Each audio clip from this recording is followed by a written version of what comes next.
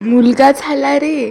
खरंच ही बोलण्याची संधी आज भेटली होती आणि सगळेच खूप खुश होते, कारणच तसं होतं. तर हॅलो फ्रेंड्स, आज आमच्या घरी एक नवीन पाहुणा येणार होता, म्हणजेच माझ्या दीदीची डिलेव्हरी होती. त्यामुळे आम्ही सगळे सकाळी आवरून निघालो होतो हॉस्पिटलला. आणि मी तर खूप जास्त एक्सायटेड होते, कारण काय होणार त्यात सगळ्यांनाच एक्साइटमेंट राहिली होती. आणि काहीही झालं, मुलगा मुलगी आम्हाला काहीही फरक नव्हता, पण आम्हाला एक्साइटमेंट खूपच होती. इकडे दीदी तर बिलकुल टेन्शनमध्ये नव्हते, आम्हालाच टेन्शन येत होतं उलट.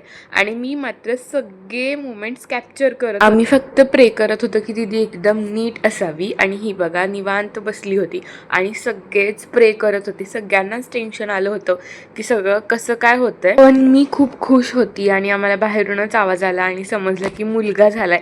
सगळे एवढे खुश होते, कारण बाळ पण खूप छान होतं, खूप हेल्दी होतं, खूपच क्यूट आहे. नंतर मी घरी आले, चहा घेतला आणि आमची चालू झाली वेलकमची तयारी. हे तुम्हाला नक्की दुसऱ्या ब्लॉगमध्ये बघायला मिळेल.